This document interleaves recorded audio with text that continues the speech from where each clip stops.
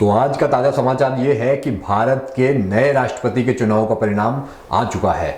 द्रौपदी मुर्मू भारत गणराज्य की 18वीं राष्ट्रपति चुनी गई हैं।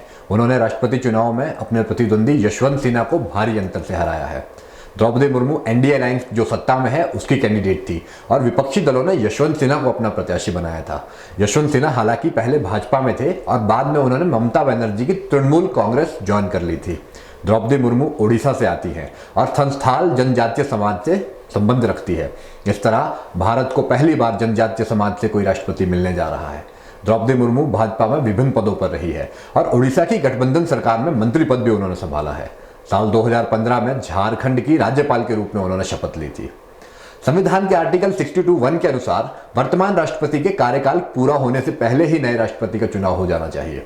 महामहिम राष्ट्रपति रामनाथ कोविंद का कार्यकाल 24 जुलाई 2022 को पूरा हो रहा था, इसीलिए 18 जुलाई 2022 को राष्ट्रपति चुनाव संपन्न हुए थे और 21 जुलाई को उसका परिणाम घोषित हुआ है। 25 जुलाई को देश की नई राष्ट्रपति का शपथ ग्रहण होगा। हिमाचल डायरीज में आज आपको हम बताएंगे कि भारत के राष्ट्रपति का चुनाव आखिर होता कैसे है। हालांकि ये गणित समझना आपको थोड़ा मुश्किल लग सकता है, लेकिन खासकर देश के युवाओं को ये समझना जरूरी है कि उनके देश का राष्ट्रपति आखिर चुना कैसे जाता है। जिस तरह हम विधायक और सांसद चुनने के लिए सीधा मतदान करते हैं, ये चुनाव वैसा नहीं होता, बल्कि ये इनडायरेक्ट इलेक्शन होता है। राष्ट्रपति चुनाव के लिए देश की लोकसभा, राज्यसभा और प्रदेशों और यूनियन टेरिटरीज की विधानसभाओं के सभी चुने हुए प्रतिनिधि वोट करते हैं, लेकिन इन सबके वोटों की वैल्यू बराबर नहीं होती। ये बड़ी मजेदार बात है। उदाहरण के लिए वर्तमान में किसी भी सांसद के जो वोट की वैल्यू है वो 700 रखी गई है, यानी एक सांसद के वोट डालने से 700 अंक किसी भी प्रत्याशी के खाते में चले जाएंगे। वहीं विधायक के वोट की वैल्यू निकालने का भी एक फॉर्मूला है।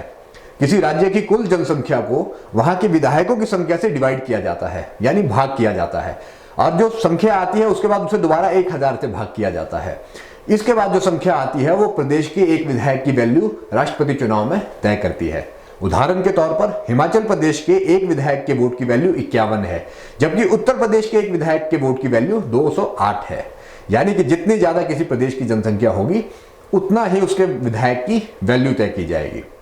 राष्ट्रपति चुनाव में जो मतदान होता है वो बैलेट पेपर पर होता है। जो सांसद है उनके बैलेट पेपर का जो रंग है वो हरा रंग होता है और जो विधायक है उनके बैलेट पेपर का रंग गुलाबी होता है।